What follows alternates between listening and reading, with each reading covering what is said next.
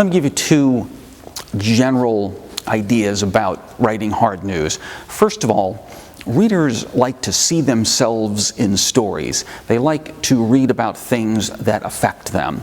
So let me give a couple of examples of that. Every newspaper, every TV station will write about multiple homicides. So let's say there's a triple homicide involving a drug deal gone bad in a part of town where most of our readers and viewers don't go.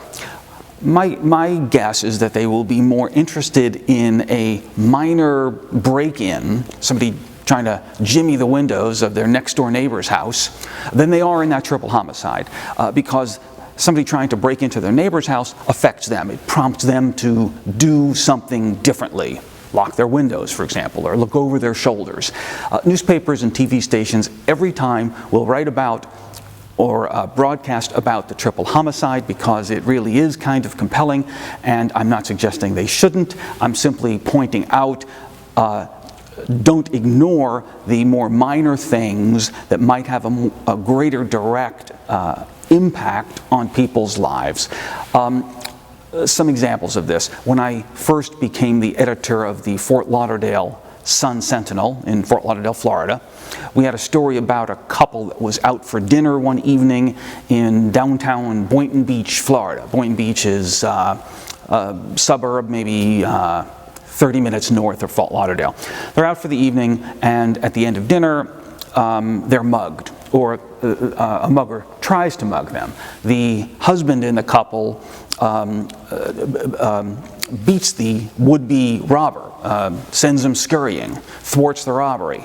Well, on one level, this is a minor story. There wasn't a crime. A crime didn't occur. Nobody was hurt. Everybody just went their own way. I thought it was a wonderful story because people could see themselves in it. Every one of us imagined, what would I do if I was this guy? Would I beat the robber and thwart the robbery? The answer, by the way, is yes, we would. Or everybody would say, would my spouse or partner do that to protect me? Well, we'd all imagine that. So I thought it was a wonderful story. It became a front page story.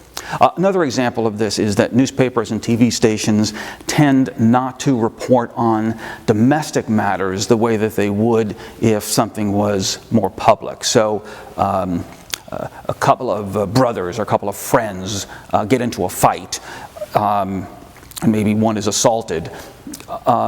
That's going to be treated differently than an assault of one stranger versus another stranger walking in a public place. And the difference is that in the domestic situation, you can't see yourself in it unless your friends and siblings are going to beat you up. For most of us, that's not the case.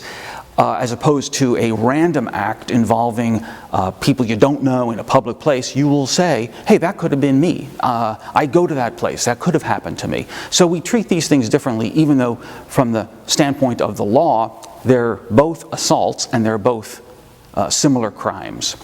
Other examples, city council votes, to allocate millions of dollars toward some initiative, and it involves raising the mill rate, etc., etc. Don't report it that way. Say that a new bridge is going to be built, or a new new sidewalks are going to be put in whatever part of town. That's something people can see. That's something that people can appreciate. Certainly tell them how much tax dollars are going to be spent. That's very, very relevant. But don't get caught up in the gobbledygook of government language, and tell people what the repercussions are. Somebody is traded in sports. You could write about the trade, or you could say acquiring such and such a player now makes the team a contender, or whatever the impact of that trade is. Sports fans will know.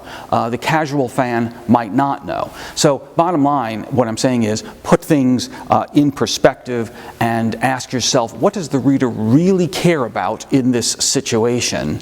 And that's the story I want to tell.